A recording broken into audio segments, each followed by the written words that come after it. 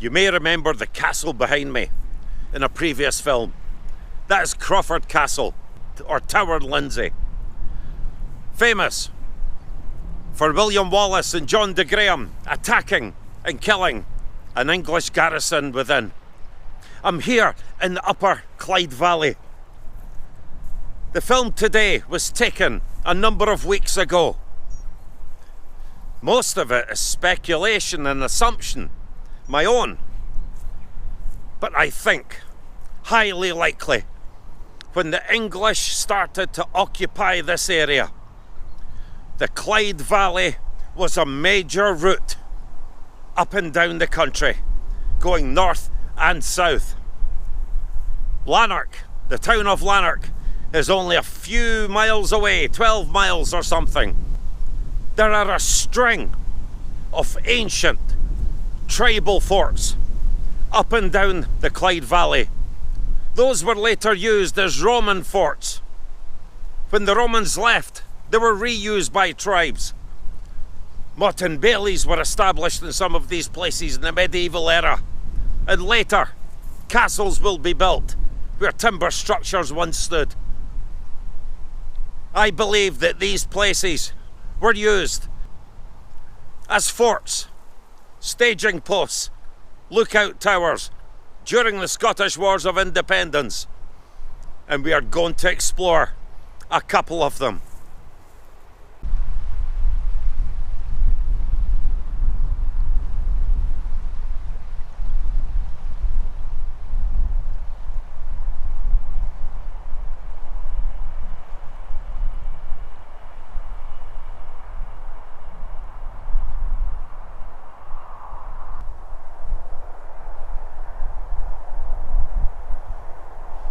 Today I'm making my way up the upper Clyde Valley, the River Clyde here.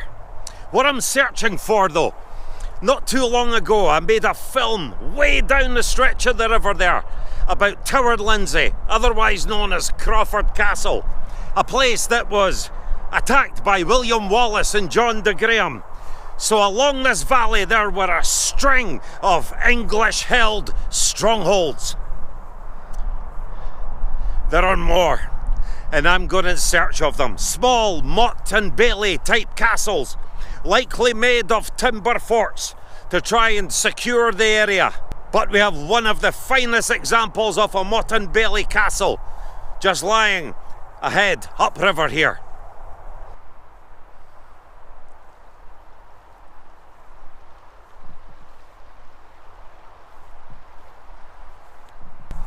The Clyde Valley was such an important route. It heads right down and it goes through what is known as the Lanark Pass. And in medieval times, back during the Scottish Wars of Independence, when England were just starting to get a foothold on the country and they were putting up their strongholds, this was an important route. And it was important to the English that they stabilised this and they were able to get their supplies up here to fortify the garrisons. I love this stretch of the river. The River Clyde is at the same time a beautiful and treacherous river, notorious for its hidden depths. But what you'll see lying ahead is one of the finest examples of a Motte and bailey in these parts. We are just a few steps from the motorway, the A702 at Abington and the M74 heading south towards Carlisle. But right ahead here, and you can see it's really prominent, sticking out of the land, is the Motte and bailey of this English stronghold. They were dotted not too far apart up and down the river here, so it just shows how important it was, but also how much they thought it could be volatile to have these forts so close together to reinforce each other. And as we come to the crest of this hill, there you'll see it coming into view. And it is a beautiful example. It's a beautiful mound. This river here would have been a highway for boats. Coming up here with supplies. You would also have had the old road where English patrols went out and came back. And of course, because this is Upper Clydesdale, the sheriff, the English sheriff, Edward I of England's Sheriff of Clydesdale, was none other than William de Hazelrig, who was also the Sheriff of Lanark, infamously murdered by William Wallace. He was responsible for fortifying these areas, quelling any rebellion in these areas, and giving the English a strong anchor in this part of the country. Just jumping down some of these lower levels here.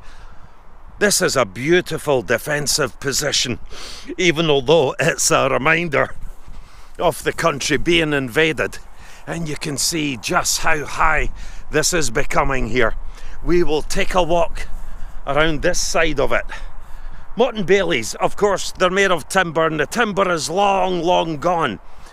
But it's thought that this was destroyed during the Scottish Wars of Independence. It makes sense that it does, because in the 1800s, they did some archaeology here, and there what they found were the foundations of burned timber underneath a fort then that would have been set on fire to rid any memory of English occupation.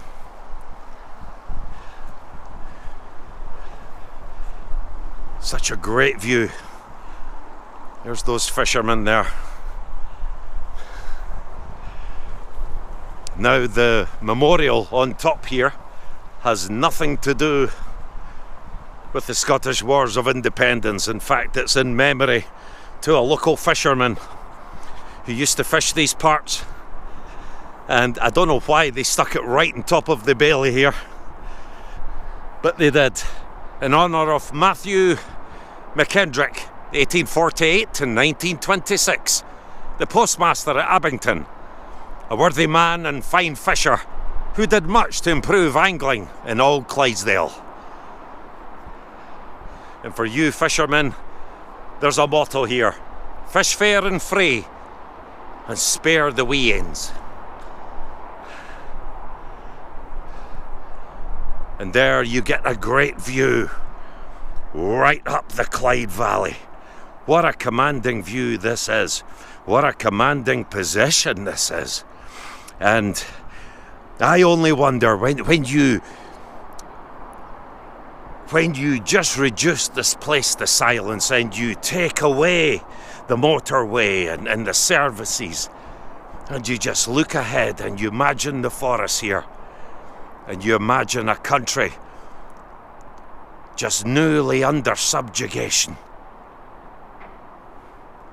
overtaken by a stern English commander. They had to be hard, they had to be tough to quell any rebellions or insurrections and to make examples of anyone who would. But it took a tough man or tough men to take a stand against them. And straight down that path, only a few miles, William Wallace and Sir John de Graham torched a garrison with the men inside.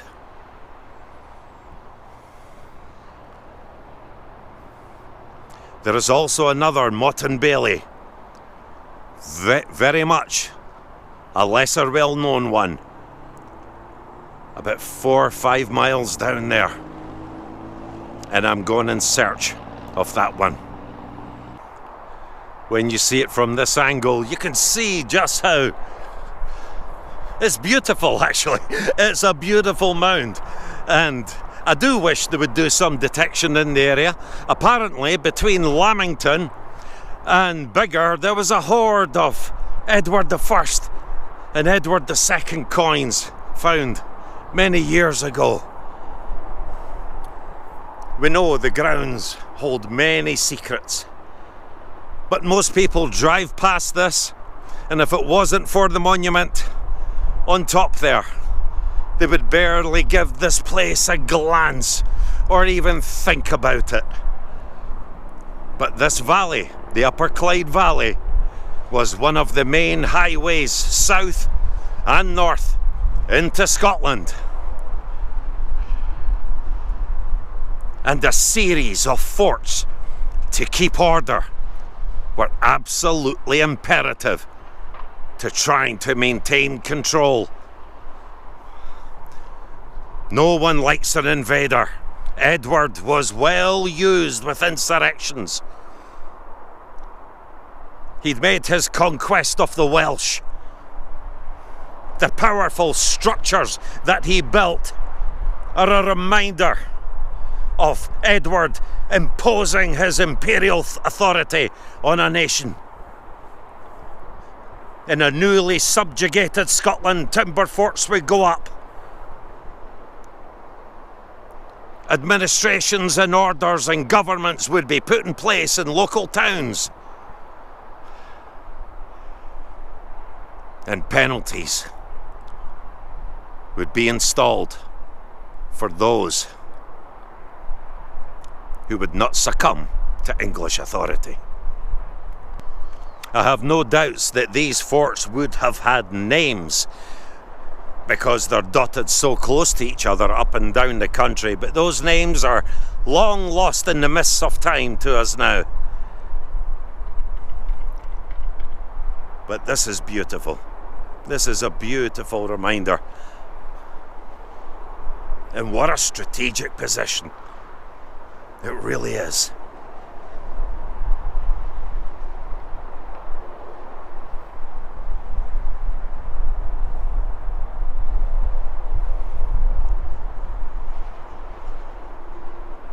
An English Motte and Bailey in Upper Clydesdale Valley that would have stood until the Scots got the upper hand in the Wars of Independence.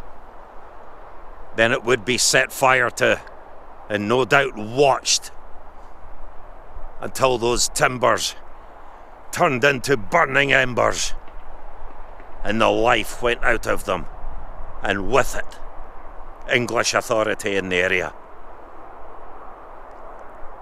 So here we are, a few miles up the road from the last Motte and Bailey fort. I never thought today I would actually get into this, but I always wondered where it was. I've been passing it in my car for months and it's caught my eye, and I thought I must go and investigate that. But I've taken a little back road. It's proved fruitful. I've asked the farmer for permission to come on here and he's given me his blessing, so I am really excited to see this place.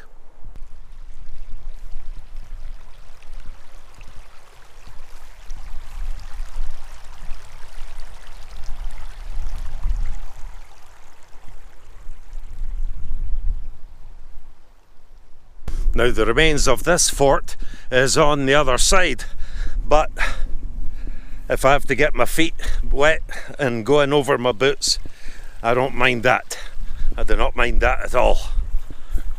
But there it is, lying ahead. This mound, and you can see some ruins there on it, so this was a stone-built structure, which is even more exciting. But it's lying on the other side of the water here. In fact, it's in a different field altogether, but this stream here is a contributory to the Clyde, and therefore, yeah, the Clyde's right down there, so I'm gonna have to cross here quite soon. Here's a short crossing point here. The only thing, I'm not bothered about my feet, I'm just bothered about the camera. There we go. Let's get one foot wet and let's get in here with the other one. Great, all part of the adventure.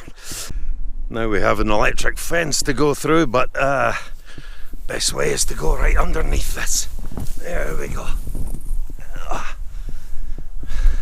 That's that problem solved. Look at this, I've been dying to get here. Oh, goodness me. Right on the other side of the Clyde here. How do I get to the middle?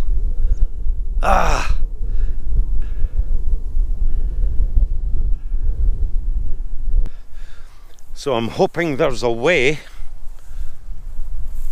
over there just to get up onto that other side. But this, not so much a Motte and Bailey as such, but nevertheless one of the English hill forts. This was also a Roman fort back in the day.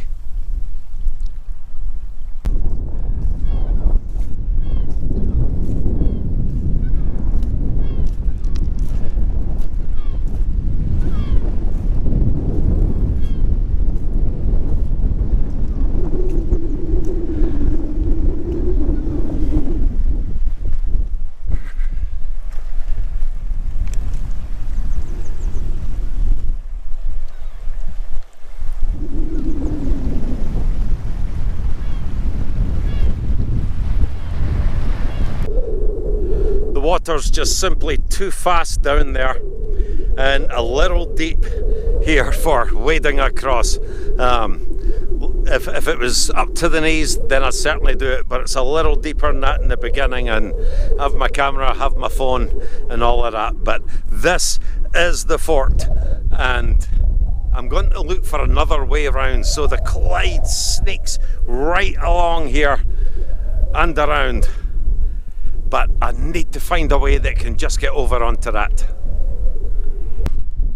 The more I travel round here, the more the wider the river gets, and it is the River Clyde. The River Clyde's not to be messed with, but that's the fort over there, and I'm going to walk round to try and find a way. I may need to negotiate some cattle here, I hope not, but you can just see the scene here where there's a fort on top of there, small boats coming up and down this river reinforcing the English garrison, and of course we're not that far from the town of Lanark.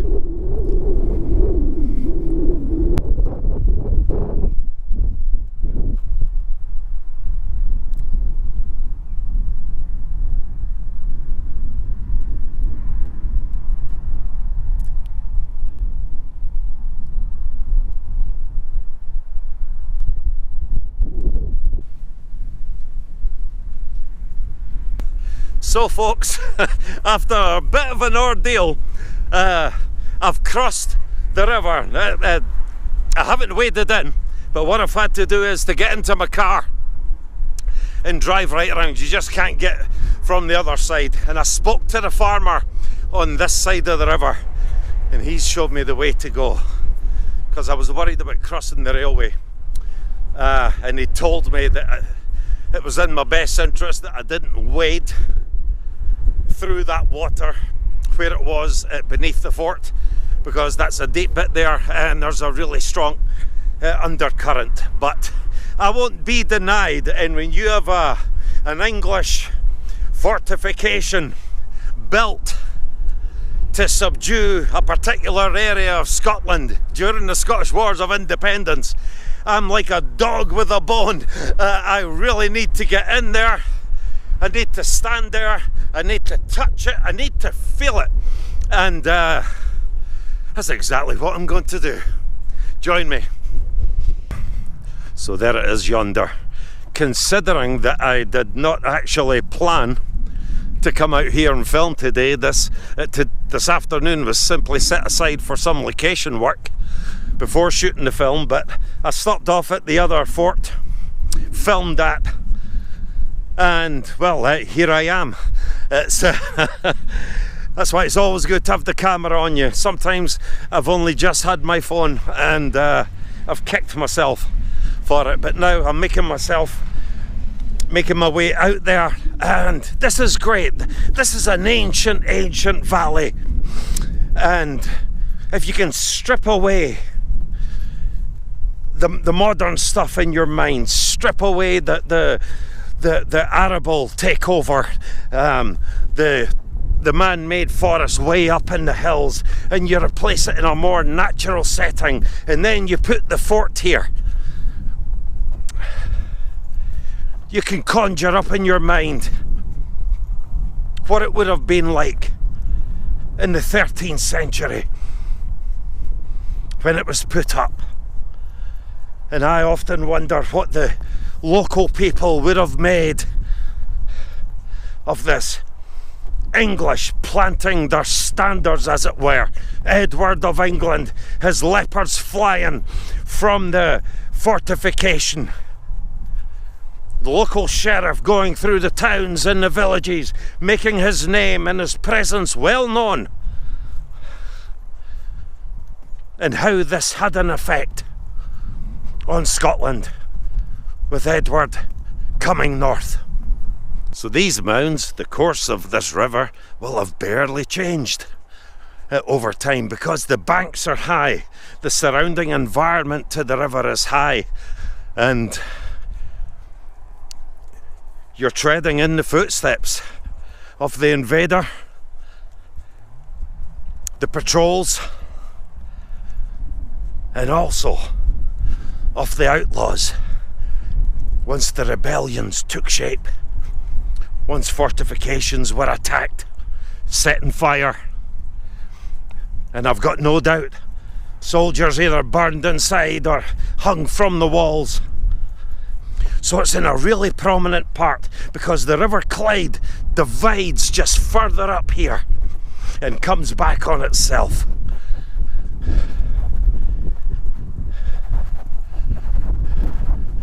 There's not much to see, as the farmer said, but there's a whole load to imagine.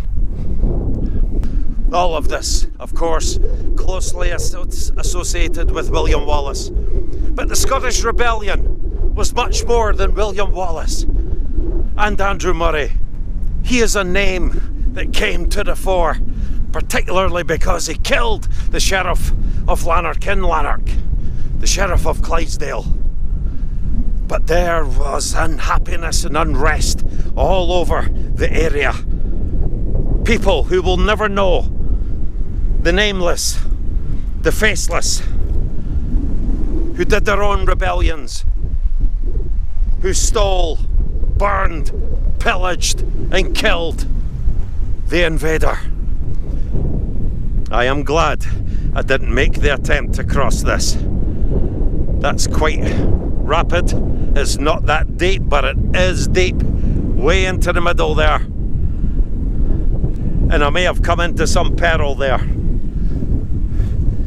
But here's what I came for. The remains. And it really is not very well known, but the remains of one of Edward I, the Plantagenet himself. One of his fortifications.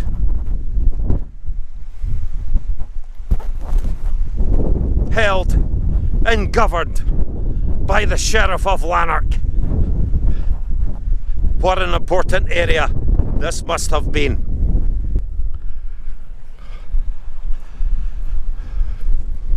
This excites me because you will not find the history of this in any book. It was once a Roman fort. Oh, but look at this. Look at this. Ah, this is one of history's rare pieces that we drive past and never notice. Oh my goodness. Built to stamp the authority of the invader on the land. Some of this beautiful stone here, which we're going to look at. This is an absolute gem. These old pieces of stone that English sheriffs once gazed over the land from here, looking at their boats coming up the river with their supplies. All that remains of this fortification going back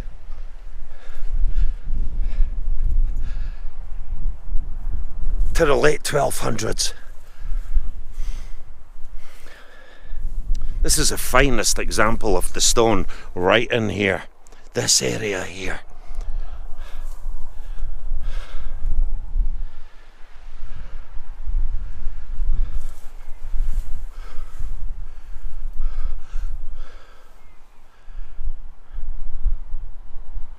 the view over the land.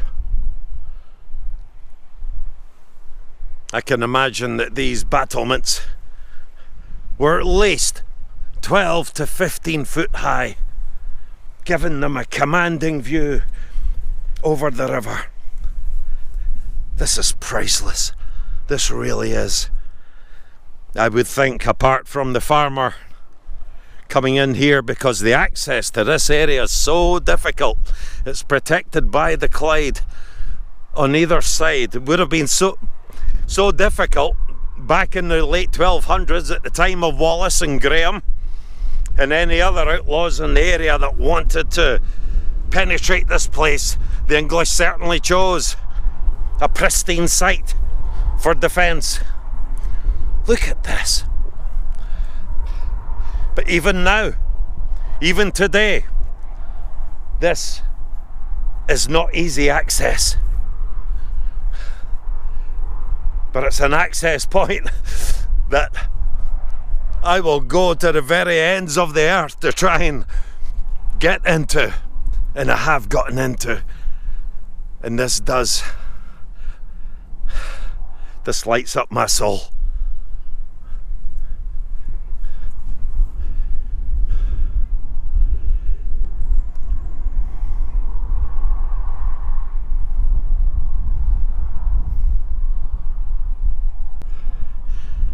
Because the old name for the River Clyde, even going back to Roman times, was Clut, Clud, or Clota.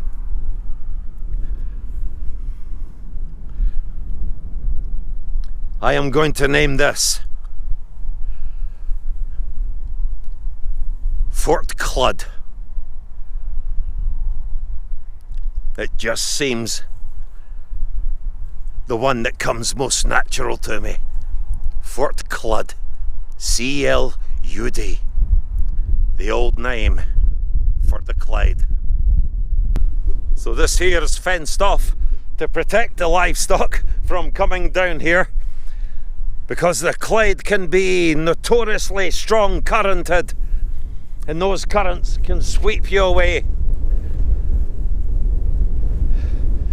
But what a defensive position for the English to choose here, up and down the Clyde Valley. It really is.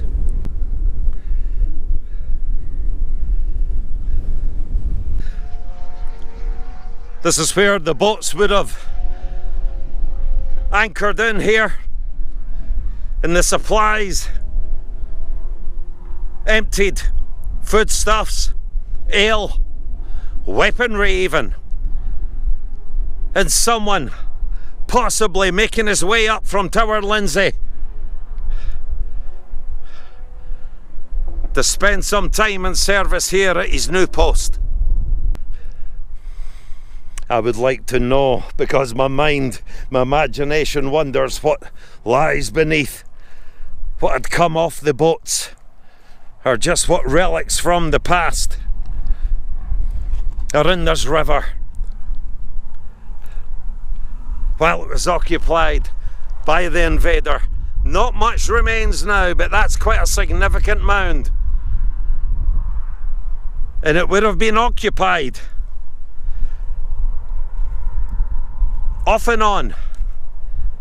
But after the year 1297, when Wallace raised his head in Lanark, and there was unrest all around this part of the countryside, prior to then, and certainly after, because remember it said that Wallace was roaming around freely, a chief of brigands, and that the men gathered to him, that the English would not have slept easy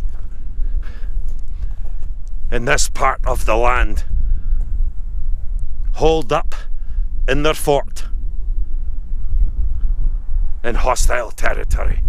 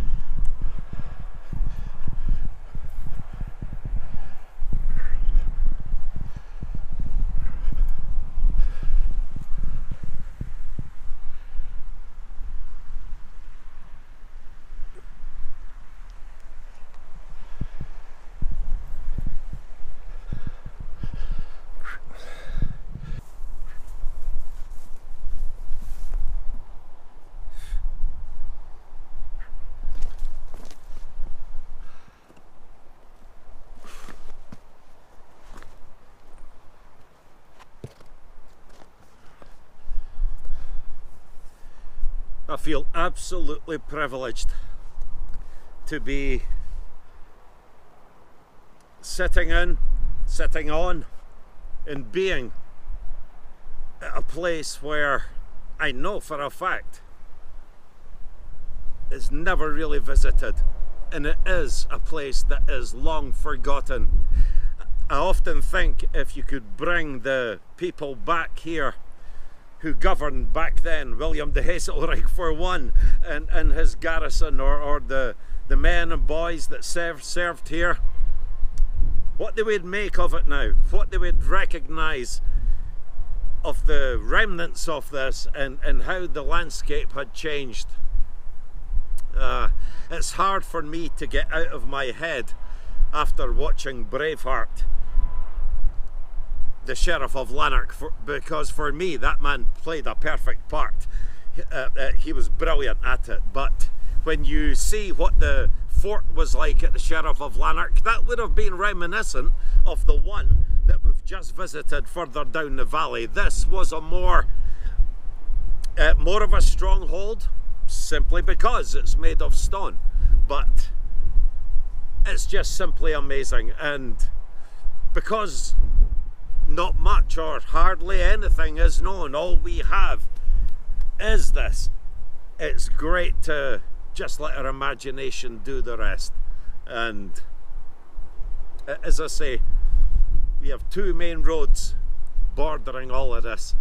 The access is very difficult, and because it is very difficult, someone might see it from a distance. I remember it caught my eye. I was coming through many months ago.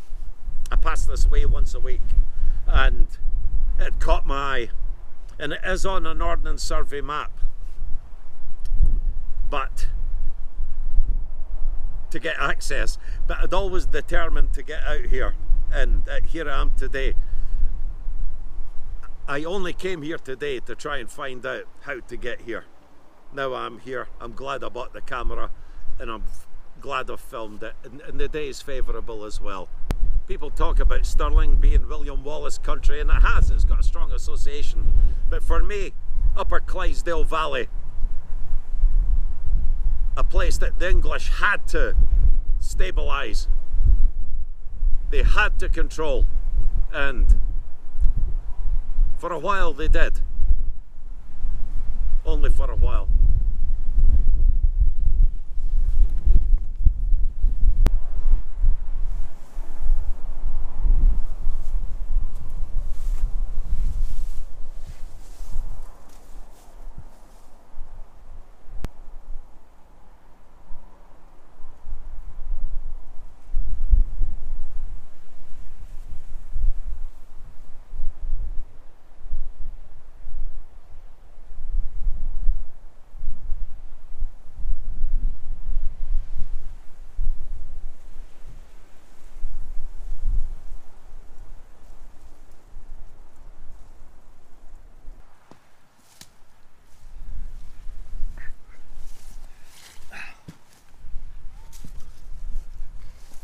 This place here on the Clyde, so important that the Romans even had a fortification here.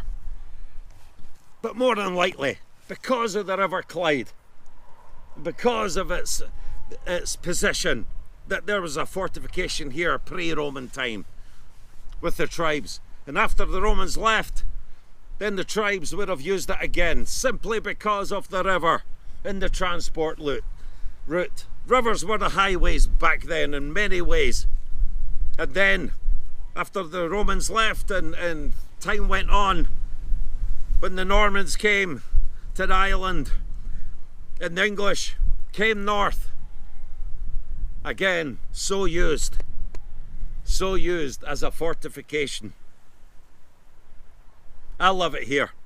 It's my first time, and it's just great to be in this place.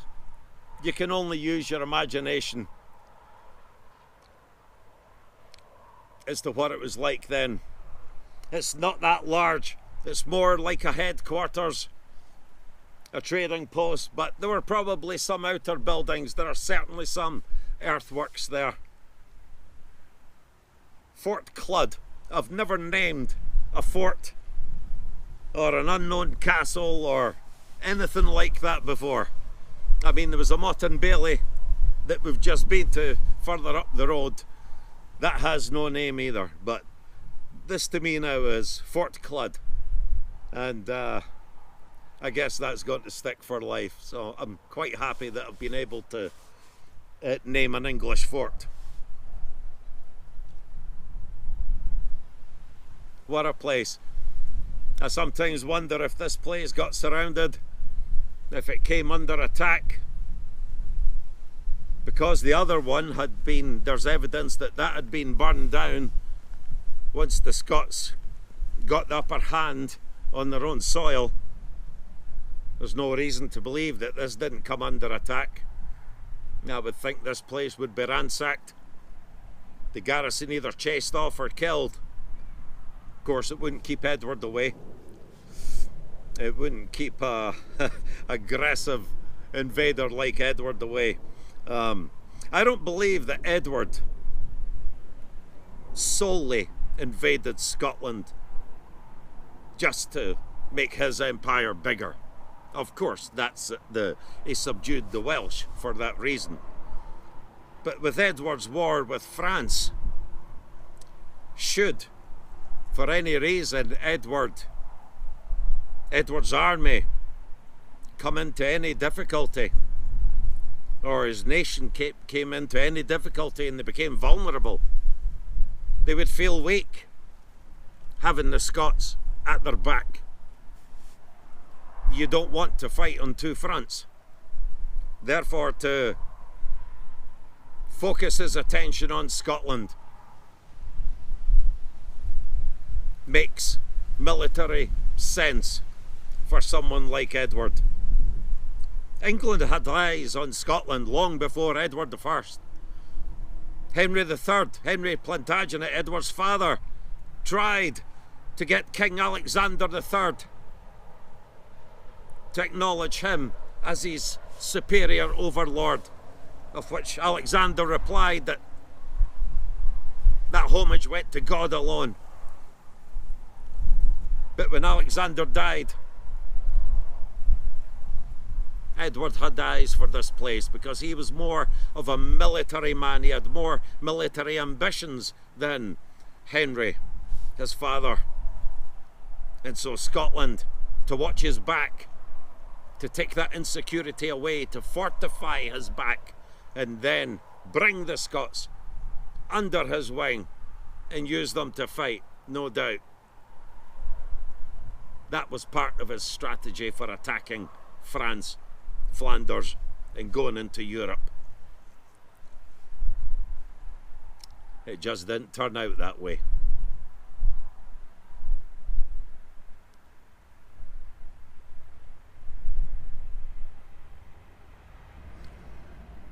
Thank you for watching. It means a lot to me when you follow these films, when you join me on these walks. It helps the channel grow, but to me it preserves history. It preserves our history. It's your history also, and it keeps it alive for future generations to come. So please subscribe, share the video, share the film with anyone who you think might be interested. Comment, get some discussions going. Any questions you have, fire them my way. I'd be more than happy to answer them. And if I don't know everything. I'm learning all the time. If I don't know and you've made me go learn something new, then thank you. I will gladly go and do the research and come back to you with what I've learned. And history should be like that. This is what I do. This is what I love. And this is who I am. Thank you for joining me at Fort Clyde. I don't think this place has been named since the 13th century. So that's a first. Have a great day, folks. I'm going to stay here for a while.